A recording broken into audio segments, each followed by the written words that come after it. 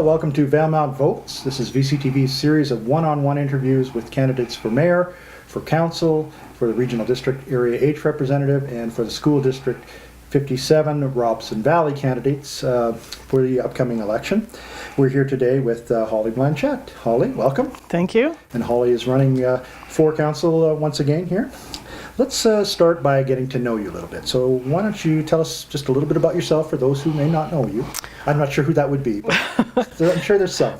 So married. We live here for over 13 years. Okay. My husband grew up here, so some of his family is still here. My daughter moved back here, has bought a place, and she works full-time here at the Best Western. I've been at the library now for 13 and a half years.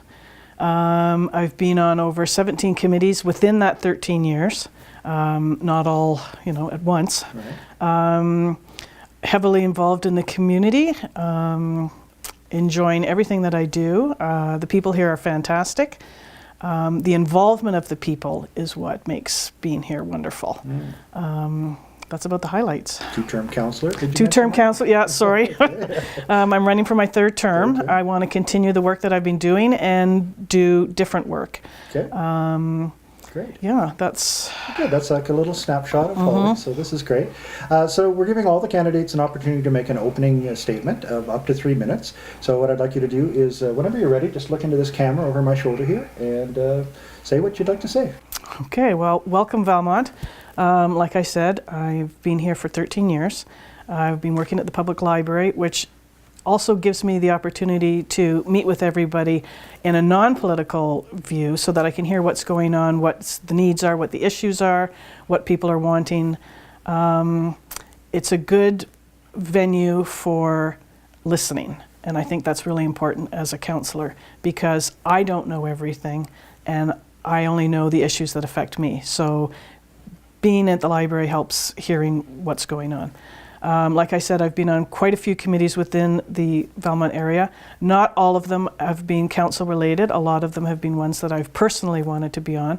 And I think that that connection with the community helps me be a better councillor. And it's important for me to be part of the community if I'm trying to help the community and work within it. I would like to be councillor for a third term. There are a lot of great candidates running, and I'd like to make sure that everybody realizes that this is a big commitment and to thank everybody that's running because they're really putting their lives into the 4-year term. So thank everybody that's put their name forward. Vote for me, please. I think that I do a really good job. I would like to think that I've made some improvements, and we'll see what the next 4 years brings. So thank you. Great. Well, thank you very much.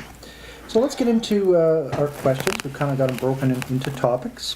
The first topic is housing, which I think you'll agree is one of the hot button topics in our community right now. We're experiencing a housing shortage affecting home buyers, renters, seniors, and basically anybody looking for kind of affordable housing. Some might even call it a crisis and do call it a housing crisis. It's a serious situation for sure that makes it difficult for not only locals, but for those moving to Valemount or potentially coming to Valemount for work. I've heard stories about qualified candidates who've had to turn down positions because they couldn't find housing or they couldn't find suitable housing for themselves and for families. The current council, which you're a big part of, has taken some action on this. You struck the Housing Committee in the fall of 2016 to deal with housing data collection, strategic planning, funding, etc., zoning, bylaws, that type of thing. And also, council in this last, probably about 6 months ago now, agreed in principle to set aside some land for an affordable housing project somewhere in the village, which is still being explored, but at least in principle, council has taken that. So there has been some action on it. So we have two questions on housing, and the first one is, what do you believe is the role of municipal government in addressing the housing issues we have been and will continue to face? And so after you answer that, we'll talk more about your specific ideas on housing. I think that years ago it wasn't within the mandate of council. It was sewer, water, and roads.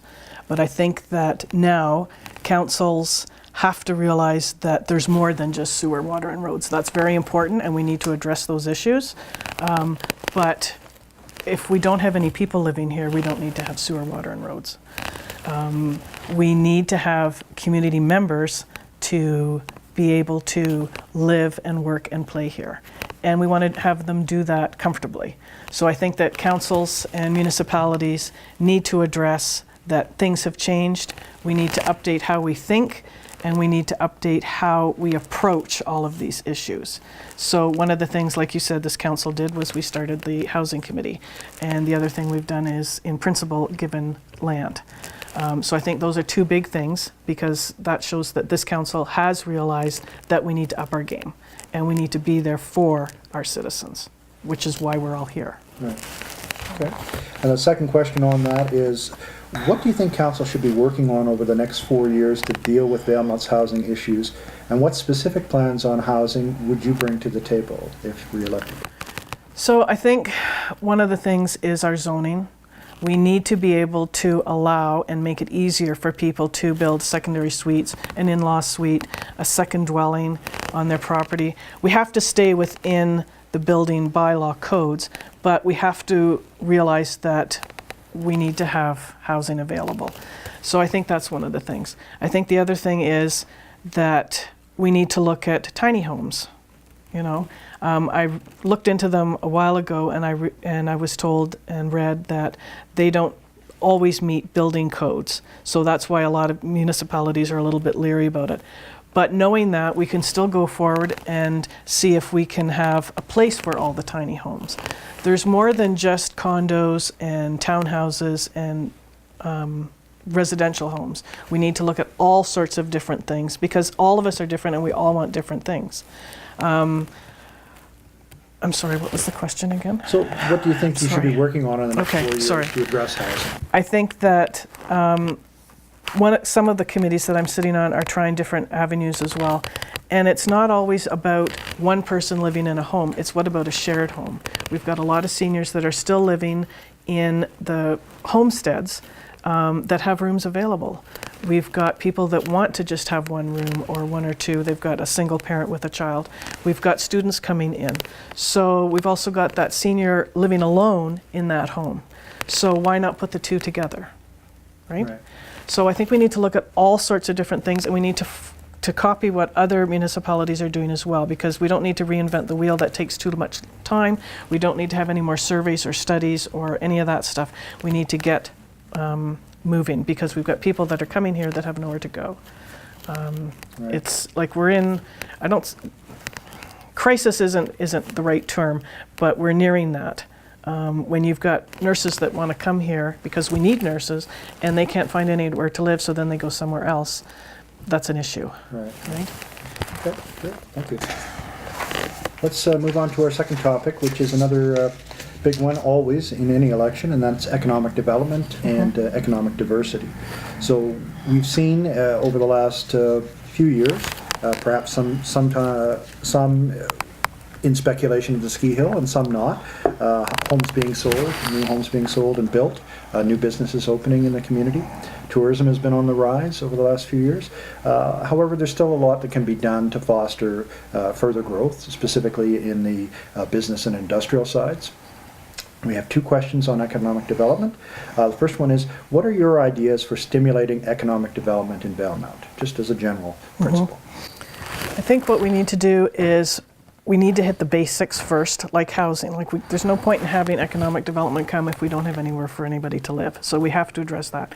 We also need to talk about wages, because wages are a real issue. I think that step by step, everything will come into place. If I could wave a magic wand, I would.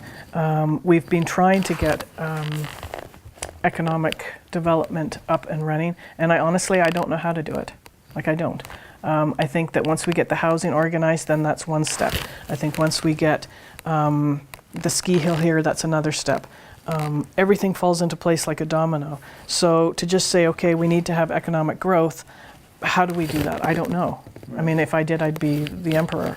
So let me ask you, so would your approach be to go out and try to find a mega industrial project, or to perhaps do what seems to be working more here in Valemount, and that is smaller businesses like the Three Ranges Brewery and that type of thing, where they're light manufacturing, they can be a part of the community, they do employ a number of people, smaller mills, for example, rather than going after the big Canfors and those types of things. What in general would your approach be? I think the smaller ones are what keeps us unique. If you look at those small businesses, they're what people come here for. You know, we don't have big, huge Costco's and big, huge Walmarts, and really I don't think we'd want to have those here. But we do want to have people getting up every morning and going to a job where they work full time, and then they come home, and then they can play here as well. So I think we need to keep doing what we're doing, but remember that we need to, as far as the village is concerned and council and our rules, we need to allow for more of these things to happen. So if we need to change zoning, change bylaws, change policies, we need to do that to keep the smaller ones here. I mean, we're a tourism destination, obviously. I mean, look around. We want to keep that, but we also know that tourism doesn't pay as well as it could. So we need to address living wages as well. So we need to attack the governments, work with the chambers, work with businesses, give them some incentives. We need to work with entrepreneurs and see if they're going to come and do some stuff. So I think all of those things together, I know that the Chamber of Commerce is really working hard to try and find out what people want, where it can go, how they can help to promote other stuff. So I think we all need to work together on the economic growth. Well, there certainly needs to be a mix as well, because as we said at the beginning, you have to have housing. In order to afford housing, you can't buy a house on minimum wage salary. Yep. So there needs to be some higher paying jobs in the valley here, both to allow people to grow and build and to stay in the community, because if you're trying to raise a family of four and you're making a very low wage, it's difficult. Years ago, a friend and I think we were working with you at the time, we were trying to get a prison here, a provincial prison. And we worked for quite a while on that, and a lot of emailing, phone calls, meetings, that kind of thing. And we're small. And unfortunately, for a tourism destination, we're great. But for those kinds of things, that's what hampers us as well. So we have to realize that our growth is going to be small and in increments. So we have to work within those guidelines, because we're not all of a sudden going to be 5,000 people. We're going to be at the 1,200 or the 1,800 that we're at with the surrounding area. So we have to be realistic in what we can bring here and what we can do. Part of the things that we could maybe do is work on having community paramedics. We have one for the whole Robson Valley, to the best of my knowledge. Why couldn't we have 10?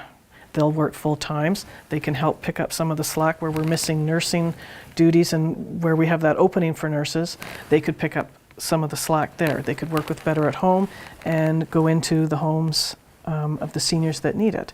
So there's those kinds of things that we need to address, because having big, huge warehouses and big, huge stores, realistically, isn't going to happen. There's a saying, it's called, would you rather have comforting lies or inconvenient truths? Right. So there is one thing that we do have that is a great asset, I think, for attracting smaller sized to medium sized businesses, and that is the land at the Valemount Industrial Park that the Valemount Community Forest owns. It's service land. We've seen the stone company go in there. We've seen smaller mills going in there as well. And while they may not be huge employers, there is perhaps a possibility of synergy in a number of smaller employers going in there that can pay a little bit more than tourism wages or things of that nature. So there's something there. it's nice to have that mix, because we need to have the tourism industry here because we are a tourism destination. But we also have everybody that works moving the village forward, and so that's different jobs as well. Right. The second part of the question on economic development is, what is your definition of economic diversity, and how do you envision it working here in Valemount? I think that we need to be more than one thing. So we have tourism, we have community forests, we have retail, we have services, And I think that's where the diversity is. As different as everybody that lives here, those are the different jobs that we have. And they're all important, and they all feed into everything else. Without one of them, if you take one of those out of there, then it's not going to work. Right. So we used to have a mill, and we were a very mill-dependent community, and that closed, and now we've moved to the tourism side. We hopefully don't want to get totally dependent on tourism. No. We want to have some happy medium ground in there. So is the answer to attract, or to try to attract as a village, smaller businesses and home-based businesses, and what they call lone wolves that come in and do graphic design work and work that can be done on online or on the internet? I think we've already done that. If you look at, we've got over 70 home-based businesses within the area. We do have people that work from home at various jobs. So I think we've already been doing that over the years. We need to continue doing it, but maybe we just need to up our game a bit and have more people involved in publicizing Valemount and letting people know we're here and what we're doing and what we have and what we can offer. Right. It's a quality of life issue for a lot Exactly. of people, right? They come Yeah. here for the mountains and stay for the beer, or stay for whatever else, the recreation that's here. And we've had quite a few people come from the Lower Mainland and different big cities and that are here, and they are working from home. Right. So I think we're already doing that. Great. Well, that's great. Let's move on to another topic, and this is on air quality. According to the BC Lung Association's 2017 State of the Air Report, Valemount had the worst measured air quality in all of BC in 2016, with nearly double the provincial average objective for PM 2.5 emissions, exceeding the provincial baseline of 25 micrograms per cubic meter on 72 out of 365 days. And there were no wildfire-related smoke advisories issued during the summer of 2016, so there's no data yet available for 2017. So the question is, do you have a plan for addressing this important health concern of poor air quality for Valemount? And if so, could you provide specific actions you would recommend to help alleviate the air quality situation here? So I have asthma, so the air quality is important. My husband has developed asthma since we moved here. He never had it before. So both of us are quite sensitive to it, and we have a pellet stove. That's how we heat our home. Years ago, we used to have a wood stove burning program where there was a grant, and I think it was $500, but I'm not positive, and that went towards everybody sort of getting new equipment. And then the program we just found that it wasn't cost effective. So maybe it's something that we need to look at again, because I know that everybody's burning different things. We've got old wood stoves, probably old pellet stoves. People are burning garbage. So there's a lot of education that needs to go with that. We all live in this sort of air bubble, for lack of a better word, and we're all breathing everybody else's stuff. So I think the first thing, and the village has been working on this off and on, is education. People need to know that you don't burn garbage in your wood stove. If you're having trouble not being able to get wood, then call and we can figure out what to do. But I think that this is a serious issue, speaking personally for myself. So we need to look at different programs that will allow for education and will allow for people to be able to afford to change their wood stove, perhaps to a pellet stoves, because I know that they burn a little bit cleaner. So we need to look at that again. But it has to be cost effective, because there's no point in doing something that, because the stoves themselves aren't expensive. It's all the other stuff that goes with it, and then making sure that it's to code. Well, I think the main reason people burn wood is because it's cheaper, obviously, than electricity or propane or any other type of heating or oil you might have. But the BC Lung Association still does have the rebate program, and I think the conversation has to be is what is the point where it's enough incentive? Because if they're only offering a 10% or 15%, that's not enough for people to, in my opinion, it's not enough for people to do it. No. If you got to the 50% mark, right, then you'd start to say, this stove is old anyway, and it's not, it's not as efficient as it should be. The nice thing about pellet stoves, they burn much cleaner, but they're much more efficient too. They'll give you more heat and more sustained heat. And you said this was the BC Lung Association. Just a minute while we write that down. Yeah. So they still do have the rebate program. So maybe it's time to explore, and one of the options, and I know that Mayor Townsend is keen on this with the Columbia Basin Trust Community Initiatives program, is no one's applying for environmental funding. She's always talking about that. She's been talking about that for the last few years. Maybe, you know, a pool of money could be leveraged from that fund to put as, and you know, that incentive between 10 or 15% that the Lung Association has and 50% in there. You might have something. That's a good idea. Something in it. You know, that's one possibility. But I think we need to move forward on it, and I think everybody is aware that the problem is real. It's not. Well, you breathe it every day, yeah, right? you breathe it every day, and it only gets worse. And like you say, your husband developed asthma, and I know other people who have developed asthma and have developed heart problems as a result of their respiratory problems. So it's a tricky situation, and we have to, I think, move The thing on. is, you can't walk into somebody's house and say you have an old wood stove, you need to replace that. No, We can't do that. No. So we have to figure out how we can work with people Right. to get these things fixed. Sorry, I lost my train of thought. Well, Yeah. exactly. If I think of it later, I'll let you know. Sure, that's fine. Let's move on. So topic 4 here is about communication and openness and leadership. Being a counselor obviously requires numerous skills. I don't need to tell you that. Sometimes it's being a leader. Sometimes it's working to build a consensus on certain things. Being an effective communicator to get your points across and to be persuasive in sometimes. The ability to listen, to present Valemount's issues to various levels of government. The willingness to listen and to respond to the concerns of Valemount residents in an open, fair, and transparent manner. So those are all important skills to have. So there are 2 questions dealing with leadership and communication / openness. So the first one is deals with the Chief Administrative Officer. Position of Chief Administrative Officer, for those that don't know, it's an important one here. They are the person who is responsible for the operational affairs of the village. They answer only to council, and council is their direct liaison with the rest of the staff. But they manage all of the rest of the village staff as well in there. Over the past 4 years, there have been 7 CAOs and or interim CAOs for the village, which results in hiring costs, termination costs, as well as an instability in village operations because you keep turning over a position. There's a learning curve and a time for people to get up to speed on you know, what Valemount is all about and how it's done.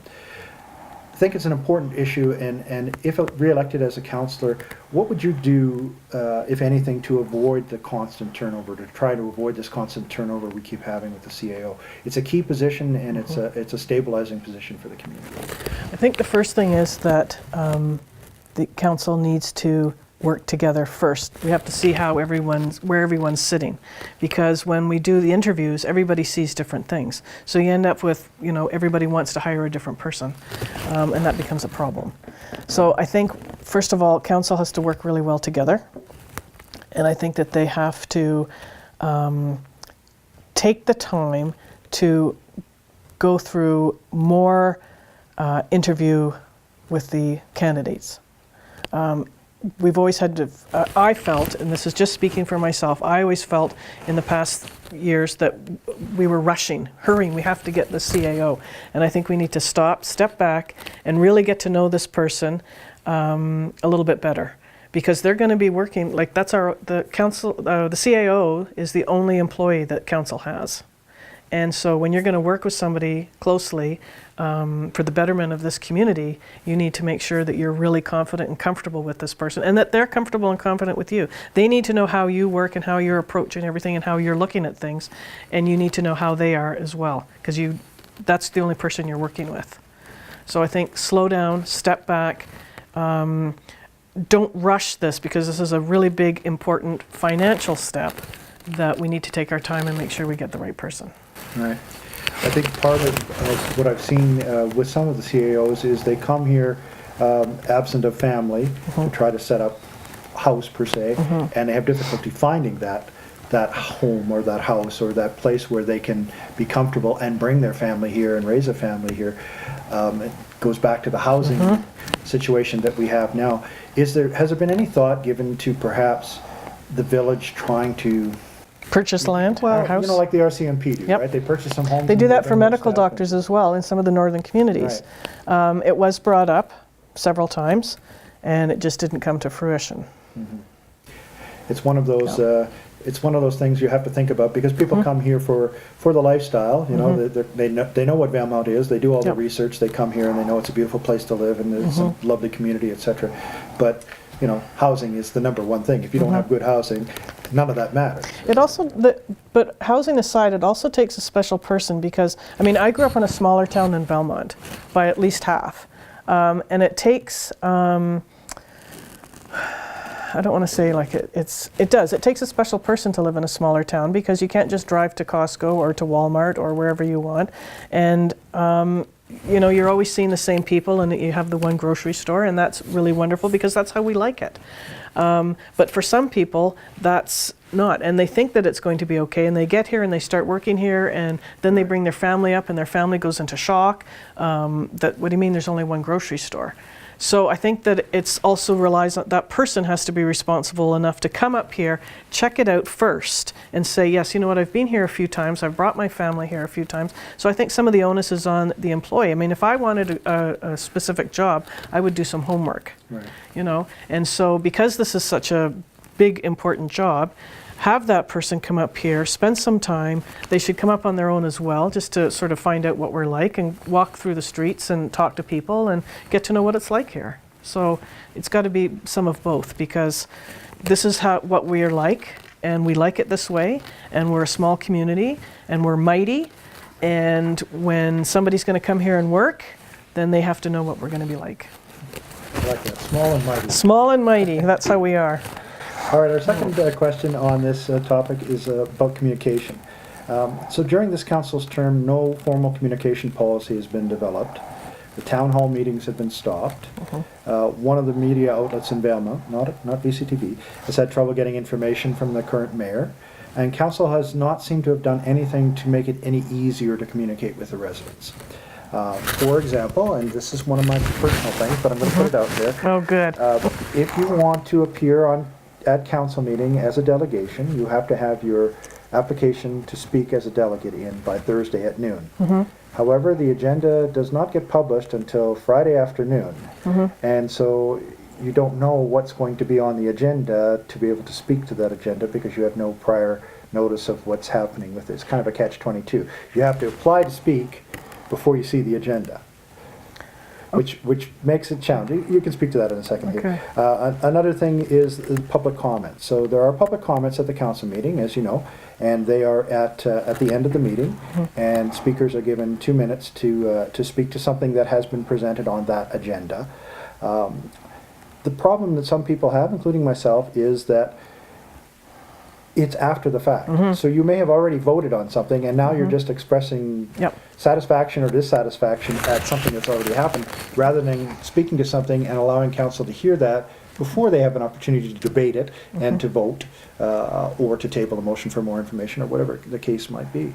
So there's that. Did you want to speak to the agenda? So the agenda, I mean, if you're coming as a delegation, right? You're coming to talk about flowers, okay? You want to talk about the flower gardens on Main Street there, on 5th Avenue. So you would submit your stuff, and then it would be put on the agenda. So I think I'm not understanding why you would want to come put something on the agenda when you don't know what it is. Let me give you an example. For example, there is a controversial topic that has been discussed over 2 or 3 council meetings. Right. And now it's coming to a vote. Oh, okay. But you don't know it's coming to the vote because you haven't seen the agenda. Okay. So you don't know, should I speak now or should I wait a couple of weeks or put my application in? You know. But you're coming as a delegation, correct? Right. Okay. But you don't know if that item is on the agenda for that meeting or if the council is going to be voting at that particular time. It's kind of a cart before the horse situation. And some communities, with regards to the public comment, put it up. I believe McBride either does now or they used to put it up at the start of the meeting. So they approve their agendas and minutes, et cetera, and then they have the public comment. Yes, I would like to have that because a lot of times I mean, I don't know everything as much as I think I do. I don't. No one does. You know, no one does, exactly. But when I'm trying to decide something, I would like to hear what person A, B, and C has because they might have knowledge that I don't. Right. You know, so I would really like to have that. And it was discussed at one point, and it was not put through. Right. So it has been brought up and I think that it's something that's of value. So it needs to be addressed again. I'm sure as a counselor, if you've voted on something and then later you hear somebody had some information that would have been... And that has happened. Yeah. And you're thinking, going, oh, mother of crumb, right? Yeah. So I think that we need to, like I said, we need to look at, I mean, I've done this job for 7 years. I do not know everything, but I would like to see certain things happen. And I think public comment at the beginning would be a good idea. I think that we need, and we have taken steps to expand what our mandate is. And I think that we need to remember that we're there for the people. And so what do the people want? And I know that one of the things some people wanted was a little bit more explanation on what we're actually voting on, because if you read the agenda, sometimes, it's just the little highlights. So there's a few little things like that that are important that can be tweaked. And hopefully the new council will realize this and put those things into place. Great. Well, you've jumped ahead and gone through my question. So my question was going to be, if you're re-elected, what would you do as a councillor to improve communication between not only mayor and council, but Valemount residents and the media to provide a more open, fair, and transparent process that will engage rather than deter public participation? Because you want that, right? Yeah. You need that, I think, as representatives of the community. I think that goes back to, I'm always in the grocery store. I'm always at the library, I'm always out and about, you'll see me at Home Hardware, and I think those things are important because people are comfortable, I would like to think. They come up and talk to me all the time about different things, and then we can take that and say, okay, look, this is a person's having a problem with X, Y, or Z, let's see what we can do. And I mean, we have the best staff ever.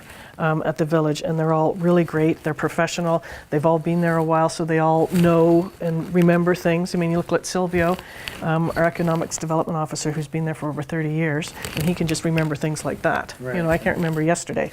But I think that staff is really great at, somebody coming in and discussing an issue, and then they run with it. So I think that people also need to not be afraid to go into the village, which I know has been the case over years. They weren't comfortable going into the village and discussing an issue. And I'd just like to assure them that things have changed, and to be comfortable and to go into the village staff in the information center and talk to them about whatever issues, or come to me as well. But I think that communication is key, because I'm not working for myself. I'm working for everybody that lives in this village. So I want to know what's going on. I want to know what your issue is, because it might be my issue as well, because I live in the village.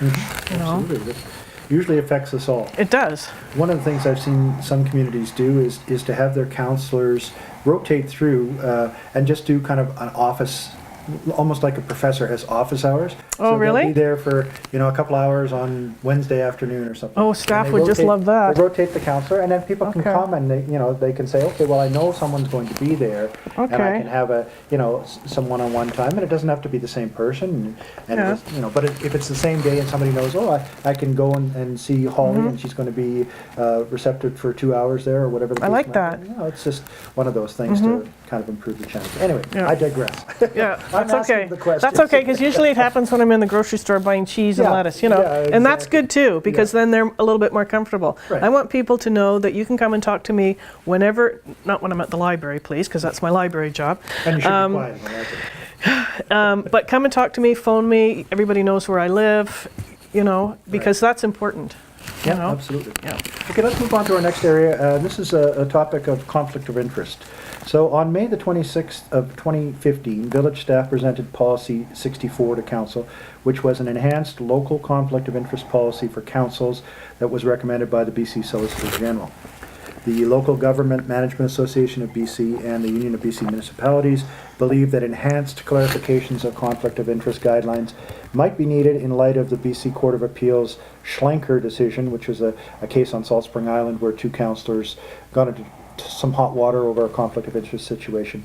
And they have introduced a number of considerations for staff and elected officials when determining when an elected official may be in conflict of interest, and that goes contrary to what's in the community charter. So you read the community charter, which is being used now, and the legal opinion is it may not be enough for that. Policy 64, as you'll remember, was narrowly adopted by a 3-2 vote with Councillor Reimer and Mayor Townsend opposing. And then on January the 12th, 2016, Policy 64 was rescinded by a 3-1 vote with Councillor Salt opposing, with the recommendation that the conflict of interest guidelines outlined in the community charter under Part 4, Division 6 be used as they had been used in the past.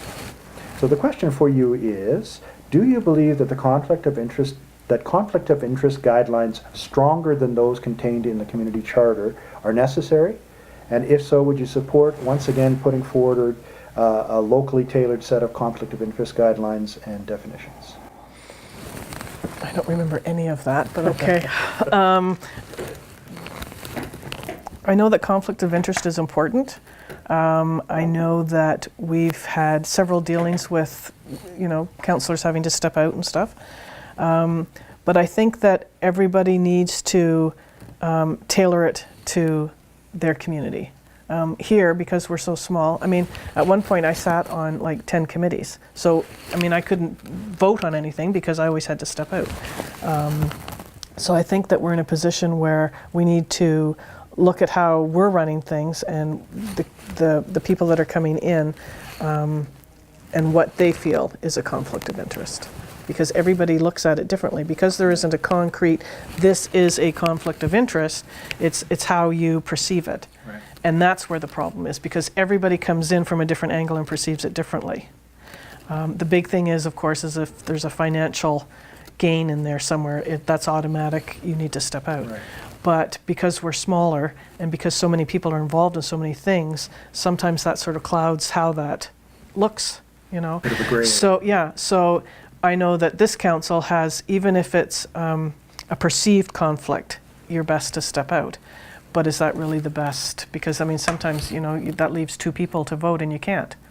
So how do we work with that? So it's a good question, and I wish I had a definitive answer, but I think it's something that we need to look at, the new council will need to look at and figure out how they're going to attack that, because everybody looks at it differently. Some of the legal opinions I've read are saying that there's not enough in the charter now, and that they're even coming down, as you said, it used to be all about financial. You can't vote on something, obviously, that you would benefit or your family would benefit from in a particular case.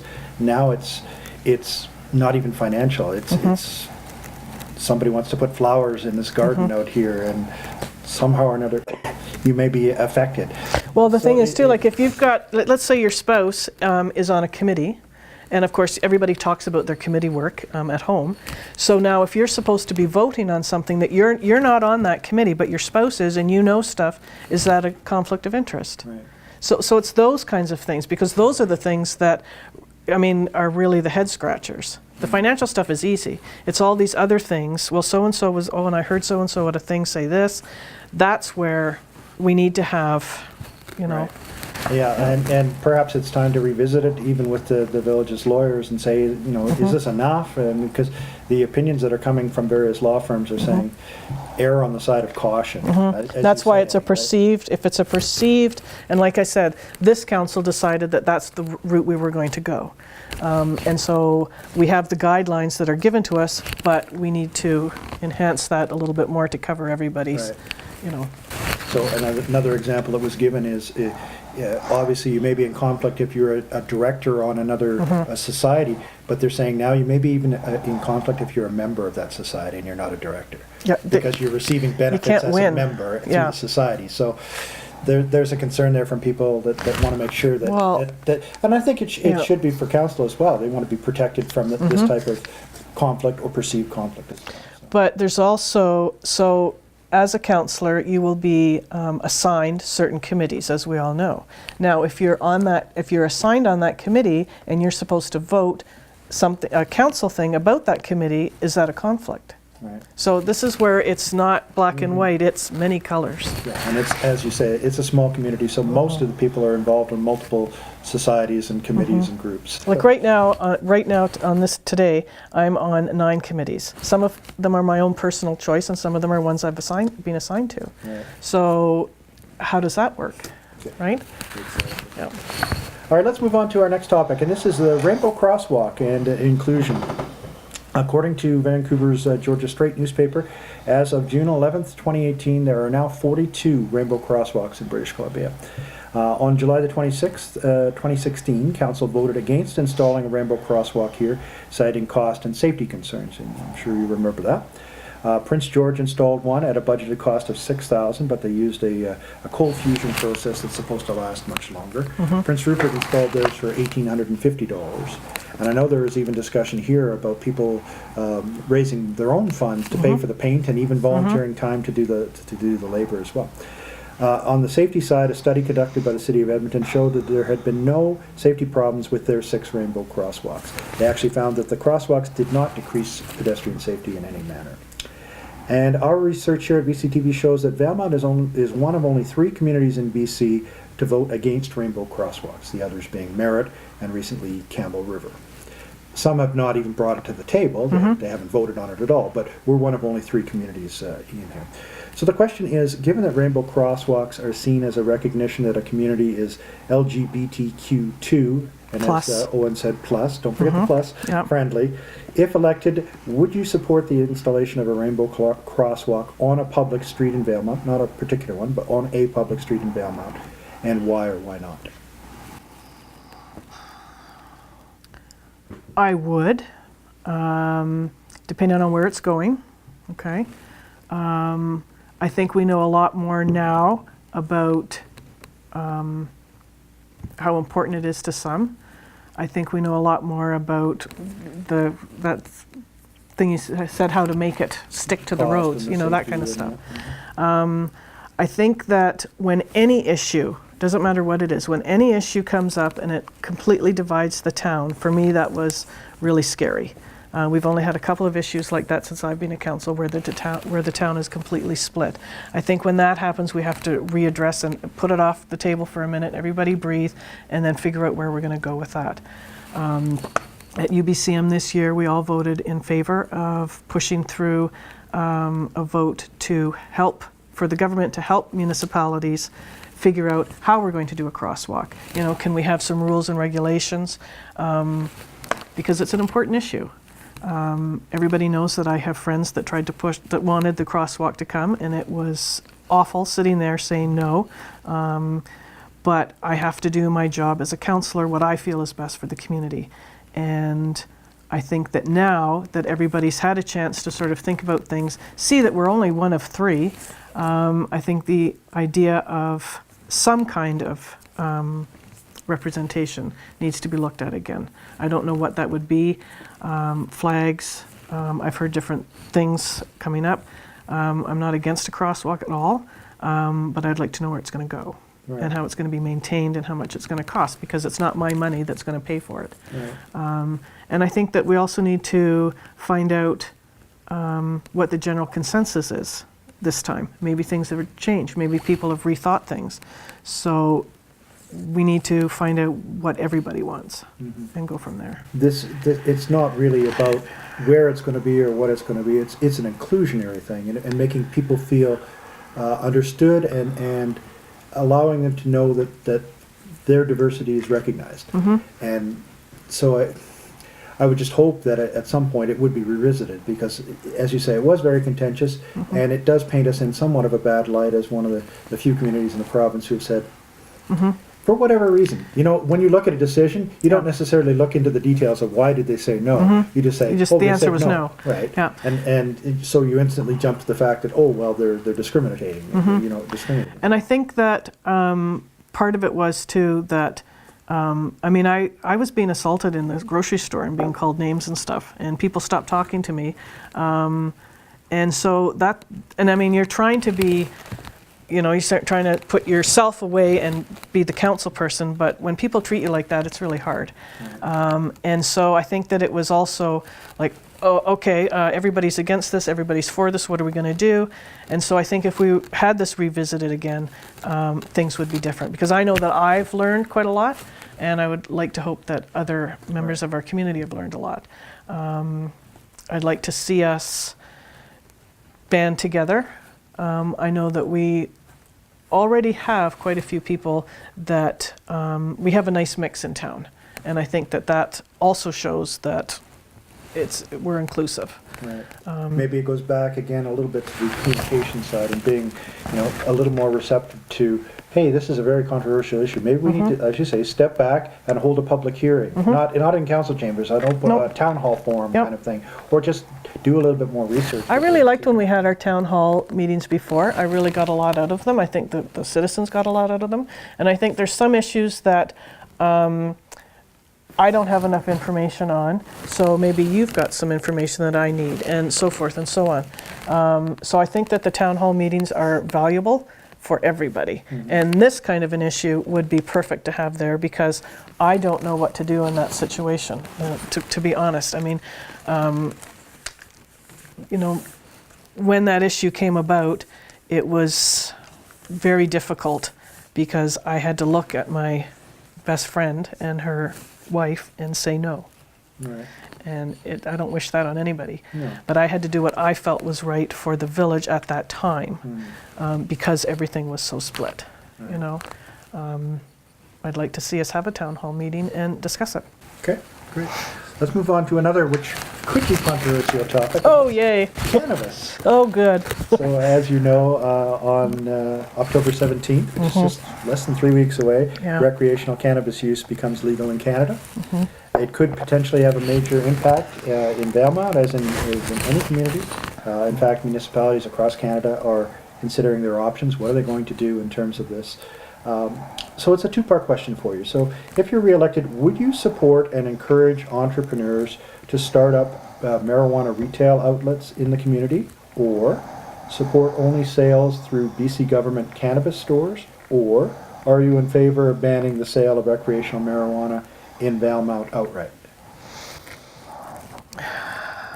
As a counselor, not myself, as a counselor, I don't know. I don't know enough yet. I mean, the liquor distribution branch has sort of set out some stuff on what's going to happen and how things are going to work.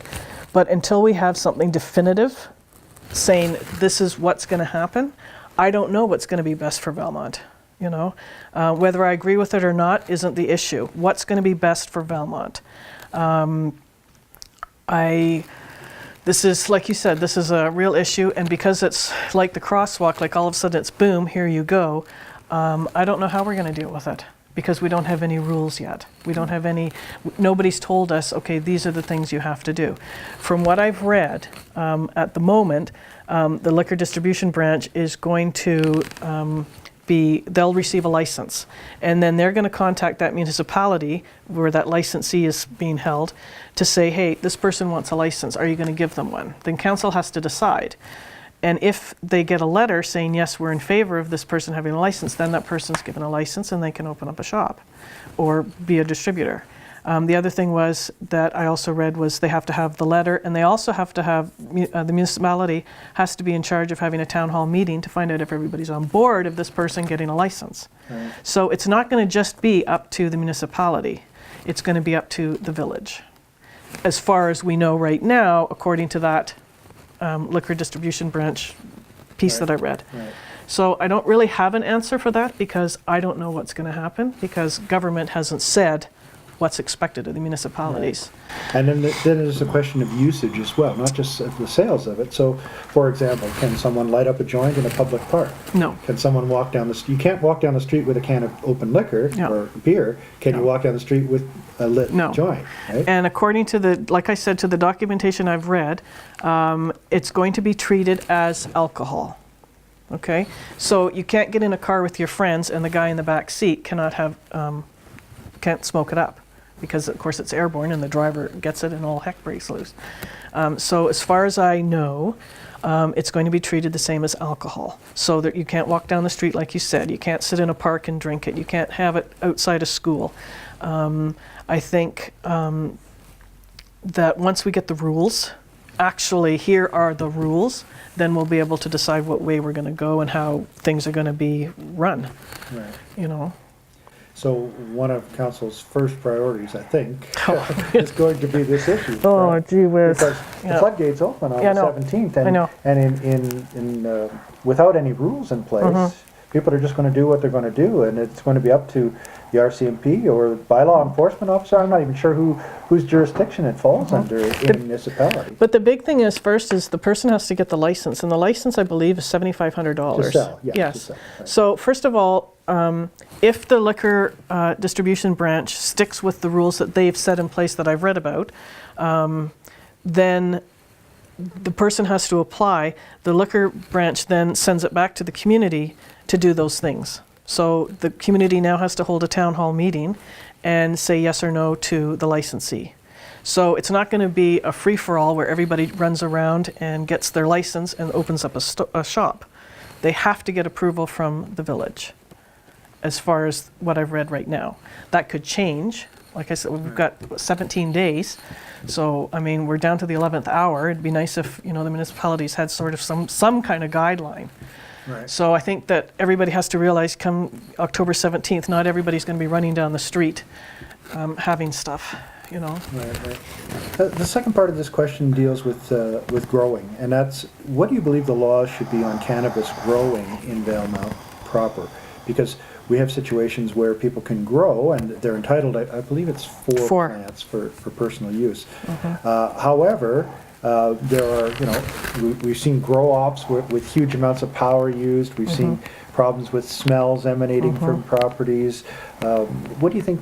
Have you given any thought as a councillor or as a potential re-elected councillor to what those restrictions might be? I think, well, part of that will be our zoning, right? Our zoning is not going to allow for that, depending on how we've got it set up.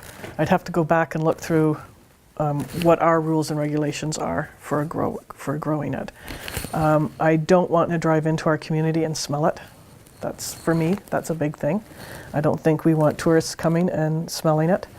I don't think that we have enough room for somebody to have a large grow up. And of course, they're going to have a license as well. And I think that's where a lot of the issues are going to be with getting that actual license. That's going to play a big part of how we decide and how we reinvent the wheel type thing on how we're going to approach this. Right.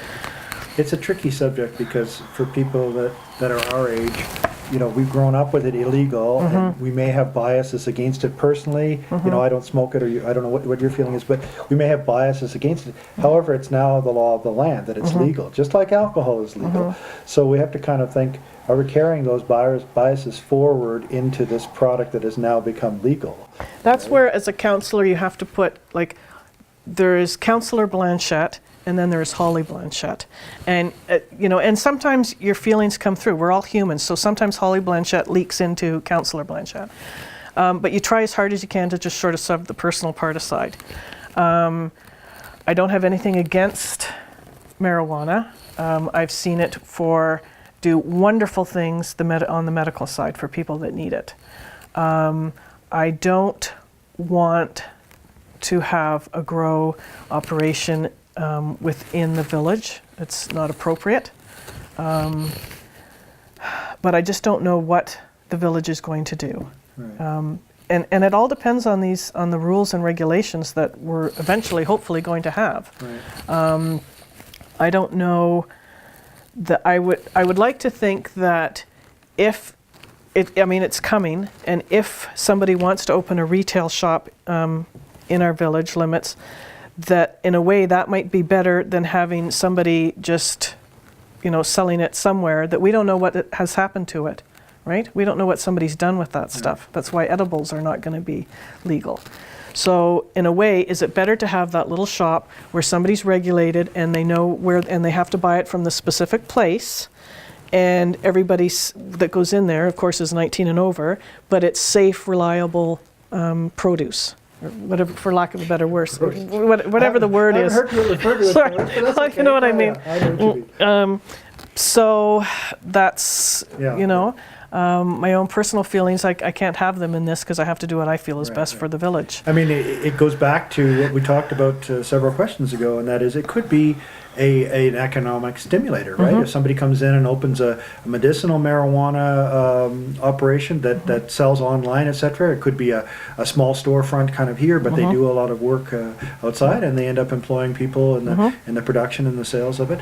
You know, it's just one of those things that I never thought I'd see it in my lifetime. No, me neither. Here it is, Me neither. right? But ta-da! Yeah, there it is. I think we just have to remember too that until we actually get some guidelines on this, what I say and think and do and presume it could be out the window, because who knows, you know. It's coming and we have to be ready, but we can't be ready unless we have some guidelines. Right, yeah, You know. exactly. And we're not alone. I read a list from the Global BC that published all of the communities in BC and what they're going through, and some of them are banning sales outright, some of them are allowing them, but only in areas that are zoned for liquor stores and that type of operation. Yeah. Some are doing a bit of both, and everybody's confused. So it's And you gonna know, take some time. this might be another town hall issue, right? Because it's going to affect everybody. And a couple of years ago, I went to a meeting and I talked to somebody that was from a small community. I can't remember where, but they had a little retail shop that sold marijuana. Medicinal. It was medicinal. And I said, well, like, how did that work and how do people feel? And they only ever had one person complain, and he was just the town complainer. They've never had any problems with the store. They pay their taxes on time. They're very, they stick to what the rules were. There was never any issues. So we have to also look at the communities that have had things going on and learn from them, because we don't know, I know nothing about having this come into our community. It's always the fear of the unknown, right? Well, and I think that's sometimes when, that's why we go, whoa, wait a minute, I don't know enough about this, so we're not going to do it. And we have to go, okay, I don't know enough about this. Who can we talk to find out some stuff about this? Exactly. You know, doesn't mean it's coming. It doesn't mean it's not coming into the village. But we need to find out what to expect and what to do, and learn from everybody else's mistakes. Right. Okay, last question that was submitted, and this deals with traffic congestion / parking. And I know that's hard to say in a town this size. What are your thoughts regarding the traffic congestion and parking issues along Caras Drive? You know, particularly now that Tim Hortons is open and created situations there. And also the Main Street area, business area around the Swiss Bakery, I imagine, where people are parking kind of half on the shoulder, half on the road, and blocking it when the Swiss Bakery is, you know, they're very busy in the summertime, and people park. In a small town, we tend to park wherever we want to park, Yeah. right? So, but specifically, if you could break it into the Caras situation in Main Street, what do you think could be done to improve those situations? So the Caras side, there's a huge ditch there that if we can work with Modi, maybe we can make that into some kind of a something. There's lots of room. Maybe we make that into semi-parking, because they're always around that side. We've tried to address where we've said don't park here, and that's a lost cause. You know, we even had the bylaw officer of the time go through there and give tickets, and they still park there. So we need to work on, because we can't move the buildings, you know, so we need to work on the other side. So there is that little bit of strip there that we could do something with. I don't know about, I've heard people saying, well, maybe what we need to do is close down that area and make an opening at the other end where people would cycle through and come through. I don't know enough about traffic patterns and all those kinds of things. I know we've had some studies done, but my unprofessional guess would be to work on something with that ditch, because that is all the way across. So maybe we can do something there. Right. It's not only traffic congestion in the summertime, of course, that's a big problem, but it's dangerous. And I've had many instances where, you know, I creep out and somebody comes flying off without yielding off the highway one way or the other, or they're turning left off the highway into the area where somebody's going this way, and people are crossing the street, and then in the summertime you have tourists on both sides trying to cross the street there. Someone's going to get hurt. And I think when people travel, and I know I do it, my brain falls out. Right? Sure. I think what we need to do is sit down with Modi specifically for that one issue and say, look, we have to do something before somebody gets killed. And unfortunately, it takes usually a death for anything to happen. So let's try and get that before that happens. I know we've got pedestrians running here and there. We've all had instances where people are pulling off in the wrong place. So we need to do something, but we need to do it with the professionals. Right. This is not my field of expertise in any way. So let's call in the professionals and ask. Sure. Okay, great. Got one individual question for you that's been written specifically for you, and that is... Who wrote it? I did. Okay, all right, just checking. You're running for your third term on council. What would you say is the single most important thing you have learned in your time as a councillor that you feel will help you be a good councillor for our community for the next 4 years in this time? And I said it last time, it's a time of transition. It's still a time of transition. It always is, right? Yeah. You know, the biggest thing I've learned is to listen. I usually would always speak first or interrupt and blah, blah, blah, and try and get my thing out. But the big thing that I've learned is to just close my mouth and open my ears and listen and really listen. Listen, don't just listen to the surface, but listen to the underneath part, because that's why I'm doing this job in part. You know, I want to hear what everybody has to say and why, and how can I help if I don't know what the help is. Right. You know, I've had quite a few people come and talk to me about different issues that they weren't comfortable with, and I'd like to think that, you know, I took it forward and we got them solved, and that was because I listened. Great. Well, can't have a better skill than that, I think. You know, and it is a skill, right? Yeah, you know, is. it's a learned skill. Many people don't listen well. Thank you very much for answering the questions. Thank you for having me. It's gone on a while, and I remember you said when we first did this, oh, I won't be that 10 long. minutes, So, 10 all minutes. right. So now we're going to give you, as we did at the beginning, 3 minutes to make a closing statement. So you can talk about anything you want in there, or you could just say, vote for me, whatever you want to do. The same thing, just look right into this camera over my Okay. shoulder here and begin whenever you want. Okay, well, I'd like to thank you for having me, and I'd like to thank you for coming and listening on your TVs or computers at home. I know that I mumble through, and public speaking is not my best thing, so I'd like to apologize for that ahead of time. I guess this is after. I just want to say thank you to everybody that has supported me and voted for me over the last 7 years. I'm prepared for whatever happens on the 20th, but I'd like to keep going and doing the work that I'm doing. And I've really enjoyed all of the work that's been going on over the past 7 years. I think that's everything.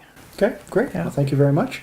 And I want to just take a moment to make sure to encourage everyone to go out and vote. It's really important. People have fought for us to have this right to express our democratic rights to get out there and vote. And your vote does count. In a small town like this, 1 or 2 votes can make a huge difference. So please get out there and vote. Advanced voting for mayor and council will be held on Wednesday, October the 10th. From 8 a.m. to 8 p.m. and that will be in council chambers, so you just can go in there anytime and cast your advance vote.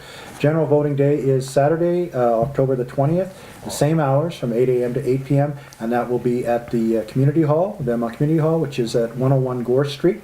So please get out there either for the advance vote or for the general voting day. Yeah. Hollie, thank you very much. Thank you very much for doing this. Best of luck in the future and in your election. And thanks to all of you for watching.